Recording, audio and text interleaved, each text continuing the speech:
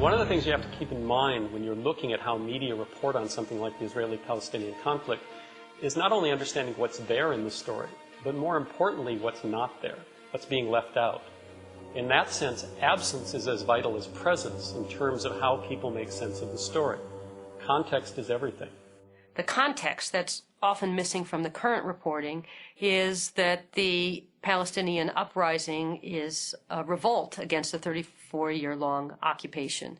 And if there's no occupation in the story, then the story doesn't really make sense, and the occupation is frequently missing. A typical TV news report, for example, on ABC News, will show dramatic pictures of these confrontations where Palestinians are confronting Israeli troops and the Israeli troops are responding.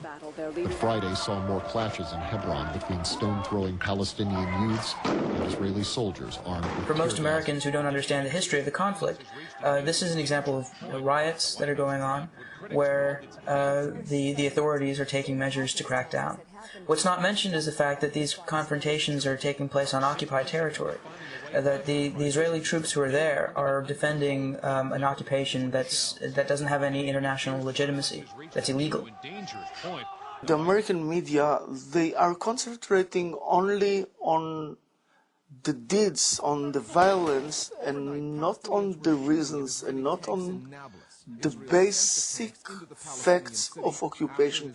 Israeli troops were pelted with stones, and they responded with tear gas and rubber bullets. This is not presented as an army using its arsenal against young people who are largely unarmed and who are protesting because of the occupation, the siege, the total oppression of a whole nation. The lack of context is so dramatic that only 4% of the network news reports on the occupied West Bank and Gaza Strip mention that the West Bank and Gaza Strip are occupied. The Israeli military sends its troops into the occupied territories to defend what is considered an illegal occupation. And when the population there resists, Israel is presented as being under attack. Israel was responding to an attack today. Israel has beefed up forces following a Palestinian mortar attack. They don't present it as saying Israel is the aggressor, Israel is killing people on their own land, in their own homes as an occupier. But no, Israel is defending itself. To Sharon, the West Bank invasion is simple self-defense.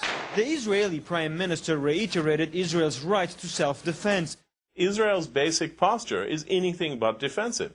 Israel is the only country in the world right now which, in contravention to UN Security Council resolutions, maintains tens of thousands of heavily armed troops outside its borders in somebody else's country for the sole purpose of taking their land away from them and in the process forcing them to live under the worst form of tyranny imaginable, which is a foreign military dictatorship. The tanks, the gunships, the snipers, they are all on Palestinian land. And I don't see why they have to protect themselves on our land if they're occupying our land. That context is always missing. A crowd throwing stones and homemade stun grenades at the soldiers. The troops opening fire, killing 2 Palestinians and injuring... So even when Israel is busy murdering people in cold blood, it is always presented as part of the self-defense mechanism of Israel. When Israel in the occupied territories now claim that they have to defend themselves, they are defending themselves in the sense that any military occupier has to defend itself against the population they're crushing. Prime Minister Ariel Sharon justified the siege as self-defense. You can't defend yourselves when you're militarily occupying somebody else's land. That's not defense. Call it what you like, it's not defense.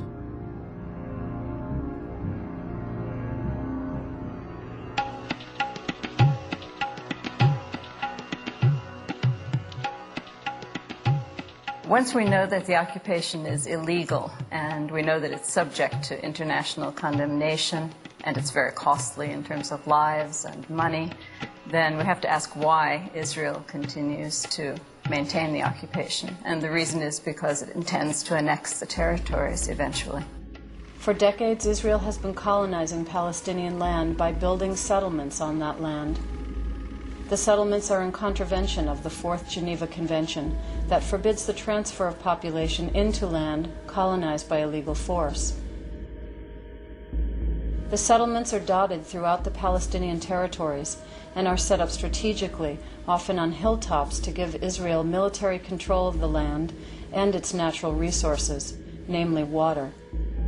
The settlements, together with the surrounding land that they have expropriated, control over 40% of the West Bank and Gaza Strip. The Israeli settlements are Jewish-only settlements, and they are linked together by a network of bypass roads that carve up the West Bank, restricting Palestinians' freedom of movement, and that simultaneously link the settlements to Israel proper. The strategic placement of the Israeli settlements and the bypass roads can be described as an Israeli matrix of control over the occupied territories. The purpose of the settlements, the purpose of the bypass roads, is in the end to create a web of control that will make Israel a permanent possessor of the territory, and the rights and interests and concerns of the indigenous people of the land, the Palestinians, the big majority, are not of interest here. Given that Israel's goal is eventual annexation of the occupied territories, the settlements, of course, are a means to attaining that goal, but they would appear to be threatening colonies if they were presented in their true light. So better to hide their identity, to sanitize the language that describes them. CNN sent out a memorandum to its staff in the Middle East. In future, Gilo is to be called a neighborhood. The Jewish neighborhood of Gilo on the outskirts of Jerusalem. The Israeli neighborhood Gilo. Gilo, a Jewish neighborhood in East Jerusalem. Now, there's a great deal of difference between a colony, which is what the settlement is, colon as the French say, and a neighborhood. A settlement, an Israeli settlement, is built for Jews and Jews only on Arab land, and it's illegal, against international law. A neighborhood is just a nice, friendly place.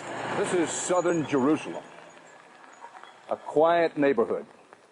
And while the only thing beating down on me right now is the rain, bullets frequently rain in this area, which is the reason those Israeli tanks are right back there. So by pressuring journalists into changing the use of words, by making them alter their lexicon, by linguistically changing the narrative story, not only are the journalists kept in line, this is the language, this is the system of linguistics you must use, but it also successfully takes away from one side in the dispute, the Palestinians, the reasons why they act in the way they do, whether we approve of it or say that it's a wicked thing.